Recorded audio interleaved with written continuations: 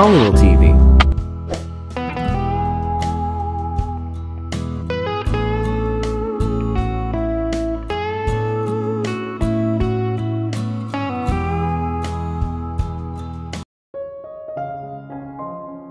Ngayon ay medyo gumaan ang pakiramdam ko pagkatapos ng pagsusuka. Paglabas ko ay nasa kwarto ko na si Maya na nag-aalala. Hey, ayos ka lang ba?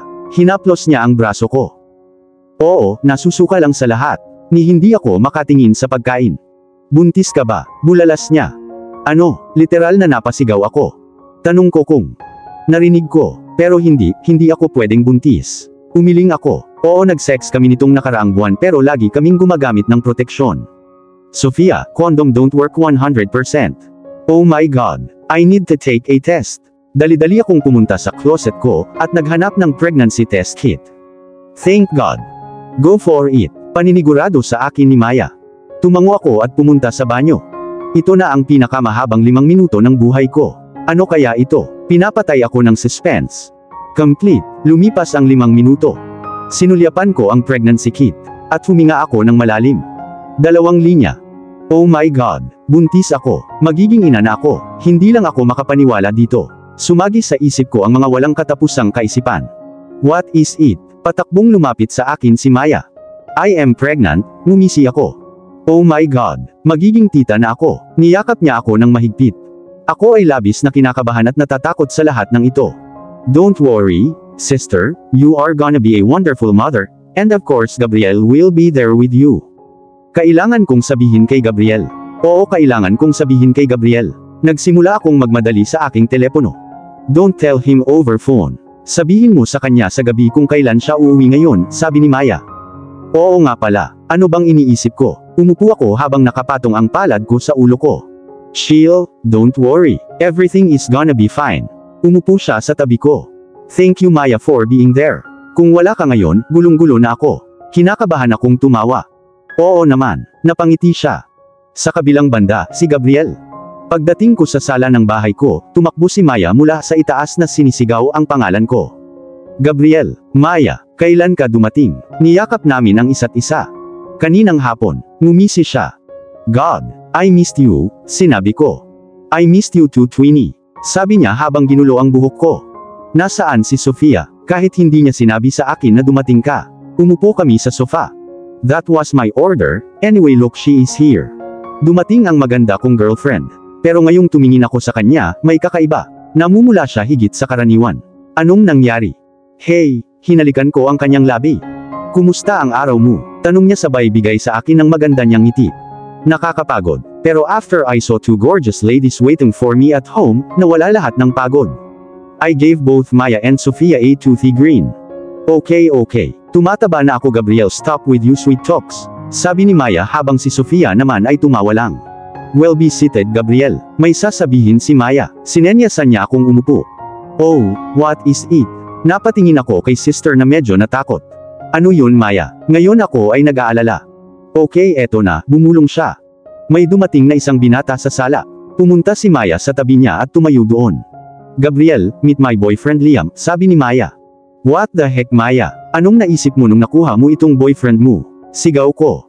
Gabriel, calm down. Liam is a good guy. Just look how happy Maya is. Lumapit sa akin si Sofia at bumulong. So alam mo, sumirit ako sa kanya. Gabriel no, she came to know today itself. Huwag kang magalit sa kanya. Pumagit na si Maya. Oo, ikaw ang dapat kong pagalitan diba? Mr. Montenegro, sorry to say in between but I love Maya as much as you do. And I know what that bastard did to her. I promise you to keep Maya happy. I request you na huwag kang magalit sa kanya. This time yung lover boy, ano pangalan niya? Liam. Nagsalita si Liam. Kung sa tingin mo sa pamamagitan ng pagsasalita para sa aking sister ay hahanga ako sa iyo, ikaw ay lubos na nagkakamali. Sinasabi ko lang kung ano ang nasa puso ko. Tumingin ako sa kanya saglit at nagtanong ng napaka-cliche. What do you do? Well, I am the CEO of Martin Group of Companies, the same company for which Maya is the head architect. Oh, so siya ay isang CEO ng medyo malaking kumpanya. I have done couple of deals with it, malamang tatay niya iyon. Kailangan kitang makausap ng private. Matigas kong sabi at padabog na umalis doon. Sa kabilang banda, si Sofia. Well, we can assume na kahit anong usapan ni na Gabriel at Liam ay naging maganda dahil sa dining table ay nagkukwentuhan, nag-uusap, at nagkukwentuhan lang silang dalawa. Nakaupo lang kami ni Maya at nagtakip ng bibig. Can you guys stop talking? That too business. Sa wakas ay sinabi ni Maya. Okay, we won't. Sabi ni Liam habang nakayuko si Gabriel. Bakit hindi ka kumakain ng marami, Sofia? Hinawakan ni Gabriel ang kamay ko at nagtanong. I'm not feeling well. Anong nangyari? Should we go to the doctor? Nag-aalalang tanong niya. Nothing much. Basta ayoko kumain ngayon. Sige, kung sa tingin mo pwede tayong pumunta sa ospital, okay. Tumango ako. Sa kabilang banda, si Gabriel. Ngayon ay 2 araw na mula nang umalis sina Maya at Liam papuntang Paris. Masaya ako na sa wakas ay nakakuha na si Maya ng lalaking tunay na nagmamalasakit sa kanya. Kasalukuyang papunta si Sofia sa kwarto namin na may gustong sabihin sa akin na napakahalaga. Ano kaya ito? Sofia. Coming. There you are. What took you so long? Kumuha ako ng chocolate donuts para kainin ko. May hawak siyang 6 na donuts sa kanyang mga kamay. Ganoon karami. Mukha naman akong nabigla. May problema ka ba? She snapped. No. Pero never mo silang nagustuhan dati. Now I do. May problema ka ba? Pumikit ulit siya. Anong meron sa kanya? No sweetheart, may sasabihin ka. Oo. Tumingala siya. Gabriel, may gusto akong i-share sa iyo na napakahalaga. Go on, baby. Kinuha ni Sofia ang kamay ko at nilagay sa tiyan niya.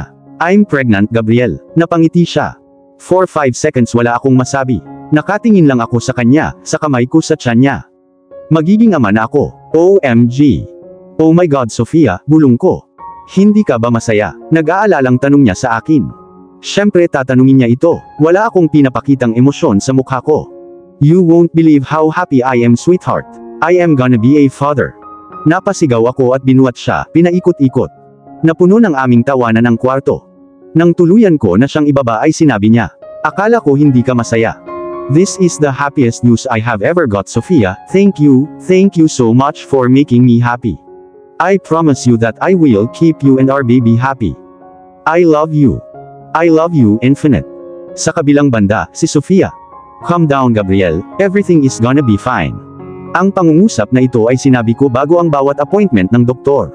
Napapanic mode lang siya bago ang bawat appointment. At ngayong araw na ito ay mas malalaman namin ang gender ng aming baby. Well, hindi talaga kami dahil ang best friend ko na si Amelia ay mag-gender reveal party sa amin ngayong gabi. Naplano na niya ang lahat. Ano sa tingin mo ang magiging? Tanong ni Gabriel. Sa tingin ko ito ay magiging isang lalaki. Well, sa tingin ko ito ay isang babae. Ngumisi si Gabriel. We'll know, for now let's live for doctors.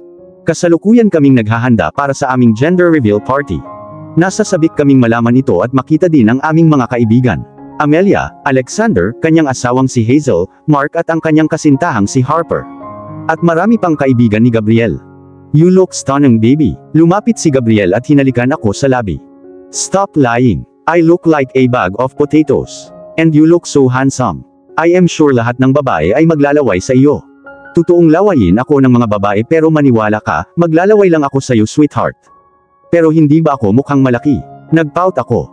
Oh, but you are carrying our child, and it is good that you are looking big. How much I love you, niyakap ko siya. Not more than I love you. Hinaplos niya ang ulo ko. Sofia, Gabriel, it's time. Sigaw ng best friend ko. Let's go. Nakatayo kami sa gitna ng garden namin kung saan naka-organize ang party. Binigyan kami ni Amelia ng confetti pareho. Ang drill ay na kung ang confetti bird sa pink ribbons ito ay isang babae at kung blue ay isang lalaki. Are you ready? Tanong ni Gabriel. Yes, and you? I'm damn excited. You both, I will count 1, 2, 3. At 3 you burst the confetti. Okay you guys? Tanong ni Amelia. Sige, sabay naming sabi. Come on guys, lahat ng mga kaibigan namin ay nag-cheer para sa amin. 1, 2, and 3. Sigaw ni Amelia at sabay kaming nagsabog ng confetti ni Gabriel. It's A. Sa kabilang banda, si Gabriel. Congratulations guys, lahat ay nag-cheer sa amin. Basang-basa ang mata ko. Naging super emotional ako. Ako ay magiging ama ng isang prinsesa. Gaano pa ba ako maswerte? Pagtingin ko kay Sofia, naluluhan na rin siya. Lumapit ako sa kanya at hinalikan siya. Magkakaroon tayo ng babae, Gabriel. Sinabi niya sa pamamagitan ng kanyang mga hiccups. Alam ko, there is gonna be a beautiful princess in our house. Thank you so much, sweetheart. Hinimas ko ang tiyan niya. Gabriel, thank you for being there for us every moment. I'm so grateful for you sa buhay ko na hindi mo man lang alam. Sofia, sasabihin ko ulit ito, it is the other way around. I love you. I love you too. Pagkalipas ng ilang buwan, si Sofia ngayon ay buntis ng gusto dahil anumang araw ay ang Hitler ng aming bahay. Ang kanyang mood swings ay napakarami at sobrang kakaiba, ngunit masaya akong natupad ang anumang hiling niya dahil sa normal na sitwasyon ay hindi siya magdedemand ng isang bagay para sa akin. Isa pang milestone sa mga buwang ito ay ang kasal ni Maya kay Liam. It was a beautiful winter wedding. Pati si Hazel, buntis din, ang asawa ni Alexander. Siya ay dapat na 1 buwan pagkatapos ni Sofia. Magkasing edad ang mga anak namin at sana ay maging matalik na kaibigan. Kasalukuyan kaming nakaupo ni Gabriel sa garden namin. Sa panahon ng pagbubuntis, ang hardin ay isa sa mga lugar kung saan ginugol ko ang karamihan sa aking oras. Ako ay hindi sa lahat ng puno at bulaklak tao, ngunit ngayon ako ay naging isa. Sa kabilang banda, si Sofia. Kasalukuyang nakaupo kami ni Gabriel sa garden namin. Sa panahon ng pagbubuntis, ang hardin ay isa sa mga lugar kung saan ginugol ko ang halos lahat ng aking oras. I was not at all trees and flowers person, but now I have become one. Binabasahan ako ni Gabriel ng libro. Since the time we knew it's a girl, he went like crazy. He was so protective about our baby. Now also, I wonder what will happen paglaki na talaga ng baby girl namin. Hinaplos ko ang malaki kong baby bump. Wala nang mas totoo at mapagkumbaba kaysa maranasan ang paglikha ng buhay sa iyo. Tinanong ni Jake kay Amy yan. Kwento ni Gabriel sa akin, pero pinigilan ko siya dahil nakaramdam ako ng napakalaking contraction sa puson ko. Gabriel, literal na napasigaw ako sa sakit. Sofia, anong nangyayari? Tell me. I think it's time, napasigaw ulit ako. Oh my God. Okay, halika, tumayo ka na. Pupunta tayo sa ospital. Inilahad niya ang kanyang kamay. Kasalukuyan kaming nagmamaneho papunta sa ospital. Sinabihan na ni Gabriel ang mga doktor na ihanda na ang kwarto. Ouch. Jesus, sobrang sakit ang nararamdaman ko. Gabriel Montenegro, magmaneho ka ng mabilis, o I will kick your ass. Yes baby, yes, come on. Malapit na tayo. After what felt like an eternity, nakarating kami sa ospital. Pinapasok ako sa isang kwarto. Hindi nagtagal ay dumating ang aking gynecologist. Hi Sofia, kamusta na pakiramdam mo? Doktor, sobrang sakit. The contractions are literally killing me. Please do something. Don't worry dear, I have checked. You're not dilated enough to push the baby. I will come after some time. Till then, have some ice and deep breathing, remember? Sige. Makalipas ang ilang oras. Sa kabilang banda, si Gabriel. Sofia, mahina kong sabi. I'm so sorry sweetheart. Hinaplos ko ang pisngi niya. What are you sorry for? I didn't know that you will have to go through so much pain. I didn't realize how much pain you will incur in labor. And on the top of that, I can't do anything to help you. Ngumiti siya sa akin. You saying such sweet words to me is helping me more than you can ever imagine. Don't worry, your girlfriend is not so weak. I love you Sofia, forever grateful for you. Love you too. Gabriel, siya ay sumigaw sa abot ng kanyang mga baga. Yes baby, doctor's coming. I tried to calm her down pero sobrang lapit na ng contractions. Doctor, nang dumating si Dr. Kim. Sinuri ng doktor si Sofia at sinabing, Sofia, it's time. Come on, push. There she comes, your baby girl. The doctor announces as Sofia and I have our first look at our angel. Nilinis ng nurse ang baby namin, at iniabot kay Sofia. Maingat niyang hinawakan ang aming baby, tumutulo ang mga luha sa kanyang mga mata. You're so beautiful. Welcome to the world princess. I love you, sabi ni Sofia at hinalikan ang noo ng baby. Dahil pagod si Sofia pagkatapos ng ilang oras na panganganak, kinuha ko ang aming baby mula sa kanyang mga bisig. Hello darling, thank you for making your daddy the happiest man alive. I love you sweetie. Hinalikan ko siya sa pisngi. Ang aming princess ay may charcoal brown na mga mata, parehong dark brown ang kulay ng buhok tulad ng kanyang ina, maliit na ilong, pink chubby cheeks. An angel indeed. Sofia, thank you for bringing our princess in the world. I love you so much. Hinalikan ko ang kamay niya. No need to thank me Gabriel. I am equally happy and grateful for our princess. Ngumiti siya ng buong pagmamahal sa akin. Anong ipapangalan natin sa kanya? Tanong ko. How about Evelyn? That's a lovely name. Evelyn Montenegro. Ngumiti si Sofia. Hindi nagtagal ay dumating ang aming mga kaibigan at pamilya upang makita si Evelyn. Tuwang-tuwa si Maya sa pagkakayakap kay Evelyn kaya't hiniling niya kay Liam na gumawa kaagad ng mga baby sa kanya. Sina Alexander at Hazel ay may anak na lalaki. Kaya ngayon iniisip ko na ilalayo ko ang anak nila sa daughter ko. My daughter, nakakamangha ang pakiramdam na sabihin ito. So guys, anong tawag natin sa kanya? Tanong ni Maya. Napatingin ako kay Sofia na nakangiti. Pareho kaming tumango sa isa't isa at sabay na sinabi. Evelyn Montenegro. Tumulo ang luha sa mga mata ni Maya. Oh my God, I'm so honored you guys. Ginamit niya ang kanyang mga palad upang takpan ang kanyang pisngi.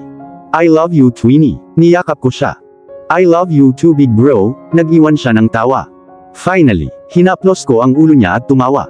Salamat Sofia. I love you. Niyakap ni Maya si Sofia. Ow, love ya. Pero ngayon mas mahal ko ang pamangkin ko kaysa sa inyo so mind it. Inanunsyo ng sister ko. Alam ko na, ipinilig ko ang ulo ko. Oh my God. Isang malakas na sigaw ang iniwan ni Hazel. Napatingin kaming lahat sa kanya, tense. Anong nangyari baby? Tanong ni Alexander. You idiot, my water broke. Sigaw niya sa tenga ng best friends ko. Poor Xander. Congratulations man, malapit ka nang maging daddy. Stop fucking congratulating him. Dalhin mo ako sa isang kwarto. Or else I'm going to give birth here in front of you. Sigaw ni Hazel sa akin. Poor me too.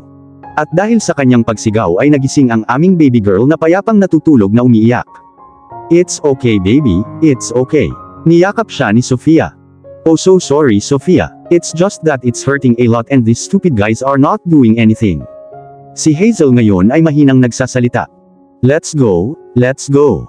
Ready na ang kwarto mo. Dumating si Xander at nag-anunsyo. Pagkatapos ng 7 oras na labor, nanganak si Hazel ng isang malusog na sanggol na lalaki. Binati namin silang lahat. Nagpasya silang pangalanan siyang Daniel. Sa kabilang banda, si Sofia. Sa wakas ay nakatulog na si Evelyn. Kanina pa siya gutom na gutom kaya pinabreastfeed ko siya. Pero ngayon ay tahimik na siyang natutulog. Nandito kami ngayon sa bahay namin pabalik. Darating si Gabriel anumang minuto upang tapusin ang kanyang trabaho sa opisina. Nandito na ako sweetheart. Umupo siya sa tabi ko. Binigyan ko siya ng matamis na ngiti. Kailan siya natulog? Tanong niya sa tahimik na tono. Ngayon lang pagkatapos uminom ng gatas. Sige, pagod ka siguro. Hindi naman. Halika dito. Iniabot ni Gabriel ang kanyang braso para makapagpahinga ako. Humiga ako sa braso niya. Pinulupot niya ang braso niya sa katawan ko. Sa kabilang kamay ay hinahaplos niya ang buhok. Nananatili ang kamay ko sa dibdib niya. Can I ask you something? Inangat ko ang ulo ko para tignan. Sofia, since when you need my permission to ask me something? You can ask me anything anytime. Okay, so I want to ask that when you hired me as your chef, did you have any idea that I will be mother of your child? To be honest no. Kasi we were both from very different backgrounds. Chef ka at mafia leader ako. And also ayaw mo sa akin nung una. Hey, hindi mo rin ako gusto. Sinundot ko ang dibdib niya. Well, I liked you but I didn't show it, because I don't want to burden your life with my problems. But I obviously was in love with your cooking ability. Maraming salamat. Well honestly, I didn't thought in my wildest dream na I will be a mafia chef. But I did become one. And we both have come a long way. It wasn't possible without you supporting me in every time. You were with me every time I needed you. Oo, dahil mahal na mahal kita Gabriel Montenegro. At mahal din kita Sofia Montenegro. What? Napakataktik ang isinuot ni Gabriel sa daliri ko ang isang singsing na diamante at hindi ko namalayan. Oh my God Gabriel, well I already did the deed, but will you marry me Sofia? I know I am very late to pop this question. Ngumiti siya ng paumanhin. Kung tatanungin mo ako ng parehong tanong makalipas ang 50 taon ang sagot ay magiging pareho, walang katapusang yes Mr. Montenegro. Pinulupot ko ang mga kamay ko sa leeg niya at niyakap siya ng mahigpit. But, don't assume that since you are my wife now, you get to bail from your cooking duties Mrs. Chef. I only love your cooking so I won't eat a thing which isn't made from you. So payag ka rin bang maging chef ko? Oo. Ang pagiging isang ex-mafia chef ay kapaki-pakinabang din para sa akin as I get to love 2 of my most favorite people in the world. Medyo ngumisi si Gabriel at nagtanong, sino sila Mrs. Montenegro? You and our daughter. Hinalikan ko siya sa labi. Sa kabilang banda, si Gabriel. Daddy, tinawag ako ng aking daughter mula sa kanyang silid. The sweetest voice ever. Tumakbo ako papunta sa kwarto niya para tignan kung anong nangyari at naabutan ko siyang nakaupo sa kama niya na nakaluhod hanggang tiyan. Nakasuot siya ng baby pink color dress, with matching shoes at hair belt. Umupo siya doon na natatakot pero ano? What happened, Eve? Umupo ako sa tabi niya at inilagay ko siya sa kandungan ko. I saw a very big incy-wincy spider. He will eat me now, right? Tanong ng aking 6 years old daughter. Oo, 6 na taon na ang lumipas mula nang ipanganak ang aming anghel. Siya talaga ang pinakamagandang nangyari sa amin ni Sofia. Evelyn for you is beautiful, funny, smart and very caring. Sweetie, he won't eat you, and it's just a small spider. You are a big girl, aren't you? You have turned 6 today. You are my brave daughter. Ngumiti ako sa kanya na may halong paglalaro. Yes, Daddy, I'm a big girl. I won't be scared of that spider. Ngumiti siya sa akin. Good girl. Come on, let's get going downstairs. Your mom must be waiting for us. Everybody is waiting for the birthday girl. Pinasaya ko siya. Yes, let's go, Daddy. I want to meet Daniel. Birthday boy din siya. Nakangiti siya hanggang tenga. Yaya, his birthday is also today, ungol ko. Si Daniel ay anak ni na Hazel at Xander. Ipinanganak siya sa parehong araw ni Evelyn. He is a pretty good-looking kid. Mabait din siya kay Eve. Pero mahal na mahal niya siya kaya ayaw ko. Sila ay naging matalik na magkaibigan mula noong nagsimula silang pumunta sa daycare. Happy birthday, sweetie. Binuhat ni Sofia si Evelyn nang makarating kami sa garden kung saan may party. Thanks, Mama. I love you, sabi ni Evelyn. I love you too. I'm sorry I wasn't with you since you woke up, but I had to be here to see everything goes well. It's okay, Mommy. Daddy and I had so much fun bathing. We even played with bubbles. Alright then, seems ni one missed me. Napapout si Sofia. I missed you, Mommy, and Daddy too. Of course you did, sweetie. Now go and find Daniel, he is been waiting for you. Okay, at doon tumakbo si Eve. So na-miss mo ba ako? Tanong ni Sofia sa akin habang nakalagay ang kamay niya sa dibdib ko. Hinila ko siya sa katawan ko. Naglagay ako ng mga halik sa buong leeg niya, sa kanyang jawline. Sasabihin ko sa iyo kung gaano kita na-miss ngayong gabi pagkatapos ng party, Mrs. Montenegro, bulong ko huskily sa kanyang tenga. Okay, let's get to the party. Hinahanap ka na ni Xander. Umubo siya at humiwalay. Nahihiya pa rin after 6 years, I see. Nag-smirk ako. Wait for tonight, handsome. Kinindatan niya ako at pumunta sa party. God, how much this turned me on. Wala akong partikular na nakausap. After the cake cutting, nakaupo kami ni Sofia, Xander, Hazel sa isang table. Ang ibang mga panauhin ay nasiyahan sa pagkain doon, at ang mga bata ay abala sa paglalaro doon. Bigla namang tumakbo papunta sa amin si Eve na nakangiti.